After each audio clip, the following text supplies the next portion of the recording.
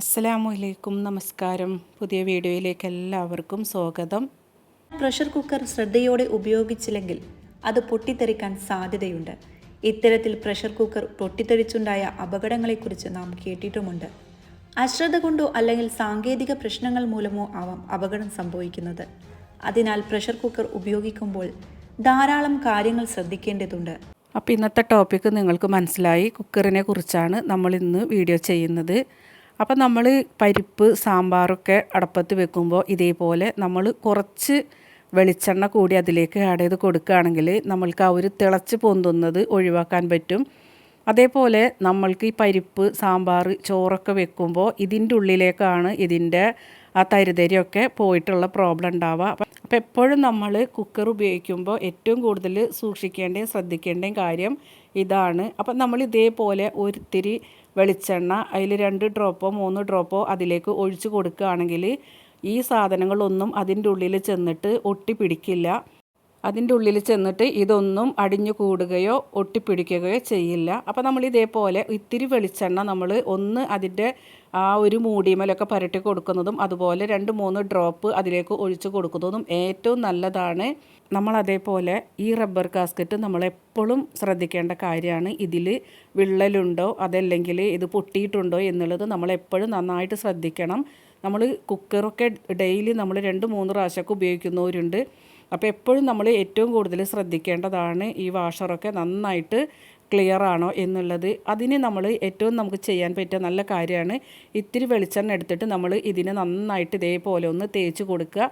അപ്പോൾ എവിടെയെങ്കിലും എന്തെങ്കിലും ഭാഗത്ത് നമുക്ക് അതിനൊരു പ്രോബ്ലം ഉണ്ടെങ്കിൽ പെട്ടെന്ന് തന്നെ നമുക്കത് അറിയാൻ പറ്റും. അത് തന്നെയല്ല ഈ വാഷർ പെട്ടെന്ന് ഇങ്ങനെ ഹാർഡായി വരികയില്ല. ഇതേപോലെ നമ്മൾ വെളിച്ചെണ്ണയൊക്കെ ഒന്ന് തേച്ച് കൊടുക്കുകയാണെങ്കിൽ നമ്മൾക്ക് ആഴ്ചയിൽ ഒരു ദിവസമൊക്കെ നമുക്ക് ഇതേപോലെ ഒന്ന് ചെയ്ത് കൊടുത്താൽ മതി. അപ്പോൾ നമ്മളുടെ ശ്രദ്ധയിൽ എപ്പോഴും ഈ വക കാര്യങ്ങൾ ശ്രദ്ധയിൽ ഇതൊക്കെ നമുക്ക് കാണാൻ പറ്റും. അപ്പോൾ ഏറ്റവും കൂടുതൽ ഈ വാഷർ ഇതേപോലെ പൊട്ടിപ്പോയിട്ടും അതേപോലെ തന്നെ ഇതിൻ്റെ ഉള്ളിലൊക്കെ നമ്മളുടെ ഭക്ഷണ സാധനങ്ങളൊക്കെ അടിഞ്ഞു കൂടിയിട്ടൊക്കെയാണ് പ്രഷർ അതിൻ്റെ ഉള്ളിൽ താങ്ങാൻ പറ്റാതെയാണ് ഈ പ്രഷർ മുകളിലേക്ക് എടുത്തടിച്ച് പൊട്ടിത്തെറിക്കുന്നത്.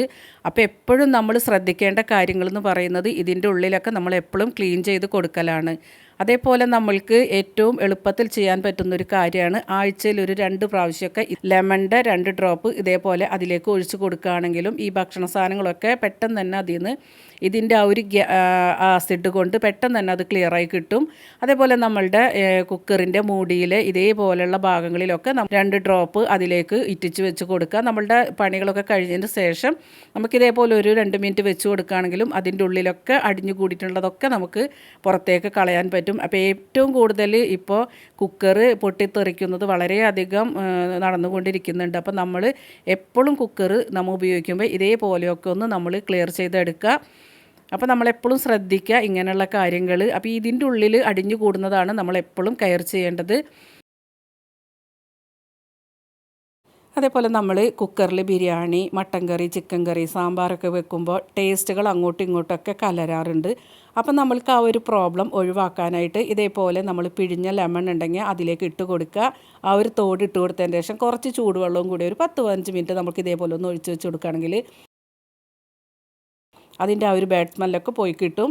അതേപോലെ നമുക്ക് ലെമൺ ഉണ്ടെങ്കിൽ ഇനിയിപ്പോൾ ലെമണിൻ്റെ ജ്യൂസ് ഉണ്ടെങ്കിൽ നമുക്ക് 2 ഡ്രോപ്പോ 3 ഡ്രോപ്പോ അതിലേക്ക് ഒഴിച്ച് കുറച്ച് ചൂടുവെള്ളം കൂടി ഒഴിച്ച് കൊടുക്കുമ്പോൾ നമ്മളുടെ ആ ഒരു ടേസ്റ്റ് വ്യത്യാസമൊന്നും വരില്ല. ആ ഒരു കുക്കറിൽ നല്ല സുഗന്ധമായിരിക്കും. ഇനി ഇതേപോലെ നമ്മൾ ഇടിക്കല്ലിൽ ഓരോ സാധനങ്ങൾ ഇടിക്കുമ്പോൾ പുറത്തേക്ക് ചാടിപ്പോവും. അതേപോലെ നമ്മൾ ഉള്ളിയൊക്കെ ചതച്ചെടുക്കുമ്പോഴും കണ്ണിലേക്കൊക്കെ അടിച്ചിട്ട് വെള്ളം വരും. അതേപോലെ പച്ചമുളകൊക്കെ നമുക്ക് ചതക്കുമ്പോഴൊക്കെ ഭയങ്കര ബുദ്ധിമുട്ടാണ്. ഇപ്പോൾ കറണ്ട് ഇല്ലാത്തൊക്കെ ടൈമിൽ നമുക്ക് ഇതേപോലെയൊക്കെ ഒന്ന് ചതച്ചെടുക്കാൻ വേണ്ടി വരുമ്പോൾ സമയത്ത് ഇതേപോലെ നമ്മളുടെ ഒരു വെള്ളം കുപ്പി കട്ട് ചെയ്തെടുക്കുക. അതിന് ശേഷം ഈ ഒരു ട്രിക്ക് ചെയ്തെടുക്കുകയാണെങ്കിൽ നമുക്ക് കണ്ണിലേക്ക് വരാതെയും അതേപോലെ പുറത്തേക്കും ചാടിപ്പോവാതെ നമുക്ക് ഈസി ആയിട്ട് തന്നെ ചതച്ചെടുക്കാൻ പറ്റിയൊരു ട്രിക്കാണ്. അപ്പോൾ ഇതേപോലെ വെച്ച് കൊടുത്തു കഴിഞ്ഞാൽ നമുക്ക് പെട്ടെന്ന് തന്നെ ചതച്ച് നമുക്ക് എടുക്കാം. അതേപോലെ ഉള്ളിയുടെ ഒക്കെ ആ ഒരു സ്മെല്ലൊന്നും നമ്മളുടെ കണ്ണിലേക്ക് വരില്ല.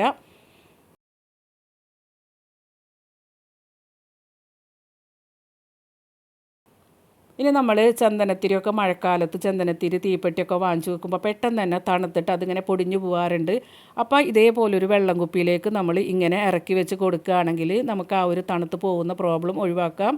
പിന്നെ നമുക്ക് പെട്ടെന്ന് തന്നെ അതിൽ നിന്ന് ഓരോന്നായിട്ട് എടുത്ത് കത്തിക്കാനും സുഖമാണ്. ഇനിയിപ്പോൾ നമ്മൾ അധികമൊക്കെ മേടിച്ച് വെക്കുകയാണെങ്കിൽ നന്നായിട്ട് കുപ്പിയൊന്ന് തുടച്ചതിന് ശേഷം അതിൻ്റെ ഉള്ളിലേക്ക് ഇട്ട് കൊടുത്തിട്ട് നമുക്ക് മൂടി വെച്ചാലും എത്ര നാൾ വേണമെങ്കിലും നമുക്ക് അത് പൊടിഞ്ഞു പോവാതെ ഉപയോഗിക്കാൻ പറ്റും.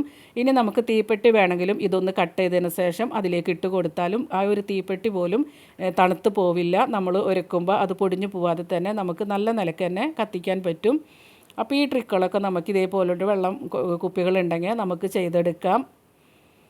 പിന്നെ ഇതേപോലെ നമ്മൾ കോഴിമുട്ടൊക്കെ പുഴുങ്ങുമ്പോൾ എപ്പോഴും അത് പൊട്ടി പോവാറുണ്ട്. അപ്പോൾ ആ ഒരു പ്രോബ്ലം ഒഴിവാക്കാനും അതേപോലെ മുട്ടത്തോട് പെട്ടെന്ന് തന്നെ നമുക്ക് ഈസി ആയിട്ട് തൊലിച്ചെടുക്കാനൊക്കെ ഈ ഒരു കാര്യം ചെയ്താൽ മതി. നമുക്ക് ഇതേപോലെ ലെമണിൻ്റെ തോടുണ്ടെങ്കിൽ അതിലേക്ക് ഇട്ട് കൊടുക്കുക. അതല്ലെങ്കിൽ ഒരു 2 ഡ്രോപ്പ് ലെമൺ ജ്യൂസ് അതിലേക്ക് ഒഴിച്ച് കൊടുക്കുക.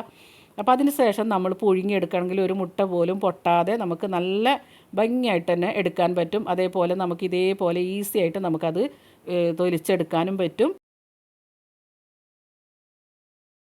അപ്പോൾ ഈ കാര്യങ്ങൾ നിങ്ങളൊന്ന് ട്രൈ ചെയ്ത് നോക്കുക. അപ്പോൾ ഇവിടെ മക്കൾക്കൊന്നും ഇതേപോലെ തന്നെ മുട്ട പൊട്ടിക്കഴിഞ്ഞാലൊന്നും അവർ കഴിക്കില്ല. അപ്പോൾ അതിങ്ങനെ പൊട്ടിയിട്ട് അതിൽ വെള്ളത്തിലൊക്കെ കാണുമ്പോൾ അവർക്ക് ഇഷ്ടക്കേടാണ്. അപ്പോൾ ഇതേപോലെ നിങ്ങൾ ട്രൈ ചെയ്ത് കഴിഞ്ഞാൽ നമുക്ക് നല്ല ഈസി ആയിട്ട് എടുക്കാം. ഇനി നമ്മൾ അടിപൊളിയായിട്ടുള്ളൊരു വെറൈറ്റി ആയിട്ട് തന്നെ ഞാനൊരു കാബേജ് തോരൻ ഉണ്ടാക്കിയെടുത്തിട്ടുണ്ട്. എത്ര കഴിക്കാത്തവരും അത് കഴിക്കും, അത്രയ്ക്ക് ടേസ്റ്റാണ്.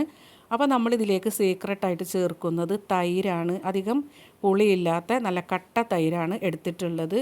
അപ്പോൾ നമ്മളിതിലേക്കുള്ള എല്ലാ സാധനങ്ങളും ഇട്ട് കൊടുത്തിട്ടുണ്ട്. ഇനി ഞാനിതിലേക്ക് 1.5 ടേബിൾ സ്പൂൺ തൈര് കൂടെ ചേർത്ത് കൊടുക്കുന്നുണ്ട്. ഇനി നമുക്കിത് കൈവച്ച് നന്നായിട്ടൊന്ന് കുഴച്ചെടുക്കാം. ഇതാണ് ഈ ഒരു കാബേജിൻ്റെ ഏറ്റവും വലിയ ടേസ്റ്റ് എന്ന് പറയുന്നത്. അതേപോലെ കാബേജിൻ്റെ ആ ഒരു സ്മെല്ലൊന്നുമില്ലാതെ നല്ല അടിപൊളിയായിട്ട് നമുക്ക് കാബേജ് ഉണ്ടാക്കിയെടുക്കാം. ചിലർ ചിലപ്പോൾ ചെറുനാരങ്ങ നീര് വീത്താറുണ്ട്, ചിലർ വിനീഗർ ഒഴിക്കാറുണ്ട്. ഇതിൻ്റെ ഒന്നും ആവശ്യമില്ല. നമുക്കിതേപോലെ കുറച്ച് തൈര് കൂടെ ഇതിലേക്ക് ചേർത്ത് കൊടുത്തു കഴിഞ്ഞാൽ നമുക്ക് ചോറ് കഴിക്കാൻ അടിപൊളിയാണ്. നല്ല വെറൈറ്റി ടേസ്റ്റാണ്. നിങ്ങൾ ട്രൈ ചെയ്യാത്തവരൊന്ന് ട്രൈ ചെയ്ത് നോക്കുക. എന്തായാലും എല്ലാവർക്കും ഈ ഒരു കാബേജ് ഭയങ്കരമായിട്ട് ഇഷ്ടപ്പെടും. നല്ല അടിപൊളി യമ്മി ടേസ്റ്റായിരുന്നു. നമുക്ക് ചോറ് കഴിക്കാനൊക്കെ ചിലർക്ക് ഇതിൻ്റെ ആ ഒരു പച്ചമണം, ആ ഒരു കാബേജിൻ്റെ മണം തീരെ ഇഷ്ടമുണ്ടാവാറില്ല. ചിലരൊന്നും കാബേജ് കഴിക്കില്ല ആ ഒരു സ്മെല്ലുള്ള കാരണം. അപ്പോൾ ഇതേപോലെ നിങ്ങളൊന്നും ഉണ്ടാക്കി കൊടുത്തു നോക്കിയാൽ എല്ലാവർക്കും ഇഷ്ടമാവും. നല്ലൊരു വെറൈറ്റി ടേസ്റ്റായിരുന്നു. നമുക്ക് ചോറിനൊപ്പം കഴിക്കാനൊക്കെ നല്ല അടിപൊളിയായിരുന്നു. അപ്പോൾ ഈ ഒരു കാബേജ് ഉണ്ടാക്കിയെടുക്കാത്തവരൊന്നും ഉണ്ടാക്കി നോക്കുക. ഇതേപോലെ അധികം പുളിയില്ലാത്ത തൈരും ചേർത്തിട്ട്. അപ്പോൾ ഇന്നത്തെ ടിപ്സുകളും അതേപോലെ നമ്മളുടെ കാബേജ് തോരനും നമ്മളുടെ കുക്കറിൻ്റെ വിശേഷങ്ങളൊക്കെ നിങ്ങൾക്ക് എല്ലാവർക്കും ഇഷ്ടമായിട്ടുണ്ടാവും. അപ്പോൾ കുക്കർ ഉപയോഗിക്കുന്നവരൊക്കെ നല്ല ക്വാളിറ്റി കുക്കർ വാങ്ങിക്കുക. അതേപോലെ കുക്കർ ഉപയോഗിക്കുന്ന ടൈമിലൊക്കെ കുട്ടികളൊക്കെ മാറ്റി നിർത്തുക. ഇൻഷാ അല്ലാഹ് വേറെ വീഡിയോ ആയിട്ട് കാണുന്നത് വരെ എല്ലാവർക്കും ബായ്.